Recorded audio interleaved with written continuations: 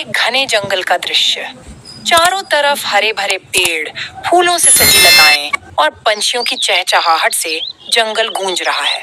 मंच पर दो चिड़ियां दिखती हैं, एक अमीर जो सुनहरे पंखों वाली है और दूसरी गरीब। अरे देखो देखो ना, मेरे कितने चमकदार पंख हैं। जब मैं उड़ती हूँ ना, तुम्हें पता है, जब मैं उड़ती हूँ तब सूरज की किरणें मुझे पढ़कर और भी मेरे पंखों को चमकदार बनाती हैं। इसी वजह से सारे दुनिया के लोग मुझे देखना बहुत ही पसंद करते हैं। तुम्हारे पंख, हाँ तुम्हारे पंख बहुत ही सुंदर और खूबसूरत हैं और ये चीज अमीरों की निशानी होती है। पर कोई बात नहीं, मेरे पास ऐसे पंख नहीं है। मेरे पास सादे और काले रंग के पंख हैं। मैं इन्हीं पंखों से खुश रहती हूँ क्योंकि ये मेरी पहचान होती है।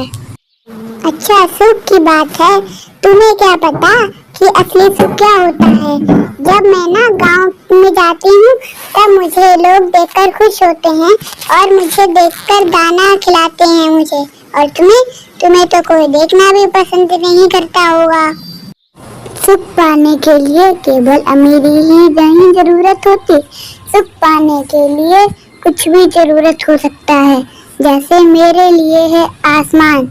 जब मैं आसमान में उड़ती हूँ तब मुझे हवा की ठंडक और सूरज की गर्माहट मिलती है, जिसकी वजह से मुझे बहुत सुख होता है।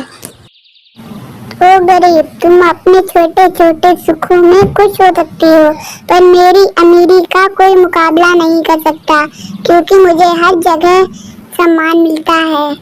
अचानक आकाश में बादल घिरने लगते हैं, बिजली कड़कने लगती है और बारिश होने लगती है। अमीर चिड़िया तुरंत घबराने लगती है क्योंकि उसके सुनहरे पंख पानी में भीगकर खराब हो सकते हैं। ओ नहीं, ये बारिश मेरे पंखों को खराब कर देगी। मुझे कहीं छिपने की जल्दी सी जगह ढूंढनी होगी। छुपना होगा मुझे। कहाँ जाऊँ मैं? गरीब चिड़िया अमीर चिड़िया के पास आती है। डरो मत दोस्त, मेरे साथ चलो। वहाँ तुम बारिश से बचोगी और तुम्हें कुछ नहीं होगा।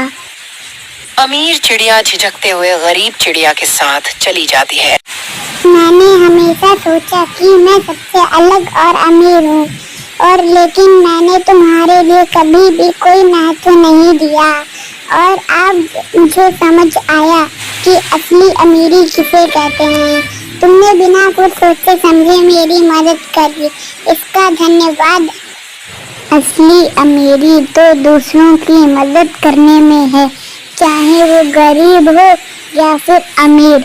हम लोगों को दूसरों की जरूरत पड़ती ही रहती है। बारिश थोड़ी देर बाद थम जाती है, लेकिन दोनों चिड़ियां अब पेड़ के नीचे बैठी हैं और बातें कर रही हैं। आज समझ आया है कि बाहरी दुनिया सिर्फ अपने झूठे दिखावे से नहीं चलती। आज तुमने अगर मुझे नहीं बचाया होता तो मेरे सुनहरे पंख अब बेकार हो चुके होते। तुम्हारा धन्यवाद। हमें अपने सादगी पर गर्व होना चाहिए। चाहे मुसीबत कितनी भी बड़ी हो, हमें एक दूसरे की मदद करने के लिए तैयार रहना चाहिए। और अमीरी केवल धन दौलत या सुंदरता में नहीं होती, केवल अमीरी अच्छाई में होती है। तुम्हारी बातें सुनकर अब मैं समझ चुकी हूँ कि असली दोस्ती और खुशी कहाँ मिलती है। मैं हमेशा अपनी सुंदरता और अमीरी पर घमंड करती थी, और लेकिन असली मूल्य तो तुम जैसा दोस्तों में होता है। अब मैं ये बात समझ चुकी हूँ। अब तुम जब समझ ही गई हो अमीर चिड़िया, तो हम दोनों की दोस्ती और भी गहरी हो जाएगी। एक घना जंगल था। वहाँ पर बहुत प्रकार के पक्षी रहते थे।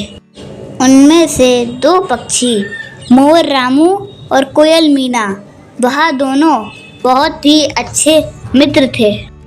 वह दोनों नदी के किनारे बैठे थे। तभी रामू मीना से कहता है कि देखो देखो मीना, मेरे सुंदर पंख। जब बारिश होती है तब मैं अपने पंखों को फैलाकर नाचता हूँ और सभी लोग मुझे देखकर खुश होते हैं। हाँ रामू, तुम्हारे पंख वाकई बहुत सुंदर हैं। क्या तुमने कभी सोचा है कि सुंदरता के अलावा भी कुछ महत्वपूर्ण होता है? मीना, और क्या हो सकता है मेरे लिए महत्वपूर्ण? हमारी आवाज़ तो भी महत्वपूर्ण है। हमारी आवाज़ भी हम लोगों की पहचान देती है। जैसे मेरी कूक सबको आनंदित करती है। कुछ दिन बाद जंगल सूखने लगता है। धीरे धीरे रामू के पंख अब सूखने जा रहे थे। इसी वजह से रामू बहुत उदास था। रामू मीना से कहता है कि मीना, अब मेरे पंख इतने सुंदर नहीं रहे। अब मुझे कोई नहीं देखेगा। चिंता मत करो रामू, यह समय भी कुछ दिनों बाद गुजर जाएगा। हमेशा याद रखो, असली सुंदरता हम लोगों के अंदर होती है। कुछ दिनों बाद जंगल में बारिश होने लगती है। मोर मीना से कहता है, मीना, तुम सही कहती थी। असली सुंदरता हम लोगों को पहचाननी चाहिए। हमारी सुंदरता अपने अंदर होती है। हाँ रामू, हम लोगों की असली सुंदरता हमारे अंदर होती है। हम लोगों को हमारे काम से हमेशा खुश रहना चाहिए। फिर मोर खुशी से नाचने लगता है। इस तरह मोर रामू और कोयल मीना ने महत्वपूर्ण सबक सीखा कि बाहरी सुंदरता से ज्यादा हमारे अंदर की सुंदरता होती है। एक हरे भरे जंगल का दृश्य। चारों तरफ पेड़ पौधे हैं। एक पेड़ पर बंदर उछल कूद कर रहा है। उसी पेड़ के नीचे एक चट्टान पर बिल्ली आराम कर रही है। वाह, आज कितना सुहाना दिन है। पेड़ के नीचे छांव में बैठने का मजा ही आ गया आज। वाह, कितना सुहाना दिन है। बंदर उछलते उछलते हुए हंसता है और अचानक उसकी पकड़ छूट जाती है। वह धड़ाम से जमीन पर गिरता है।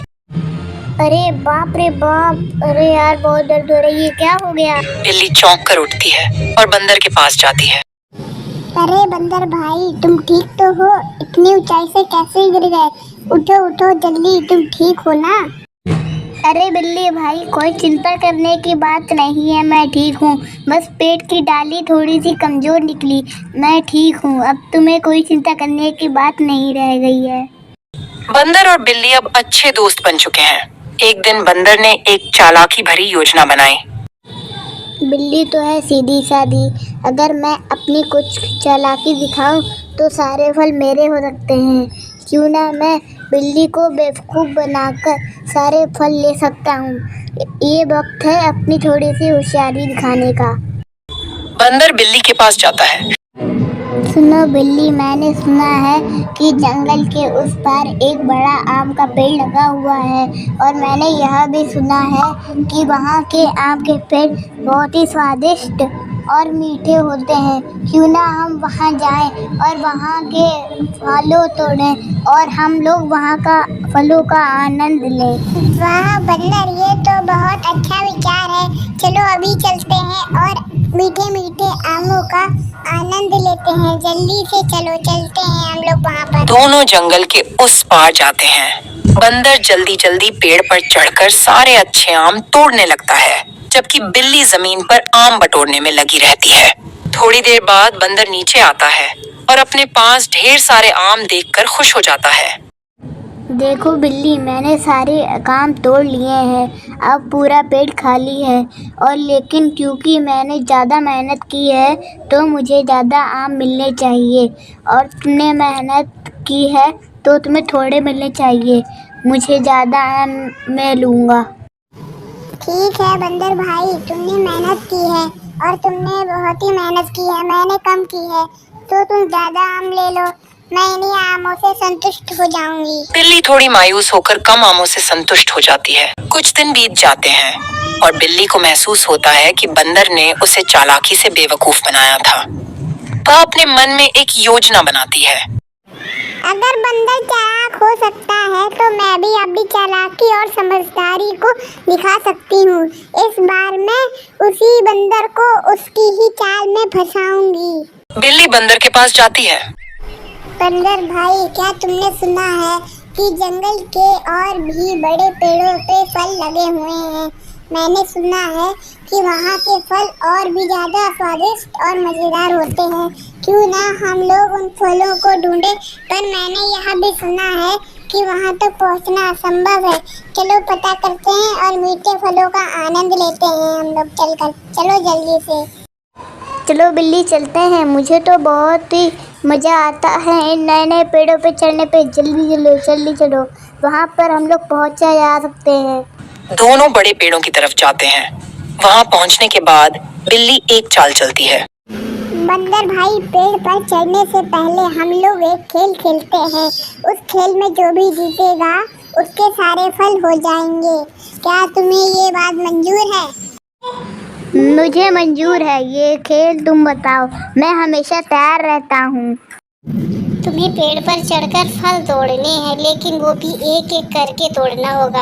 और जब तुम नीचे आओगे तब तुम्हें मेरी ओर मुड़कर देखना होगा।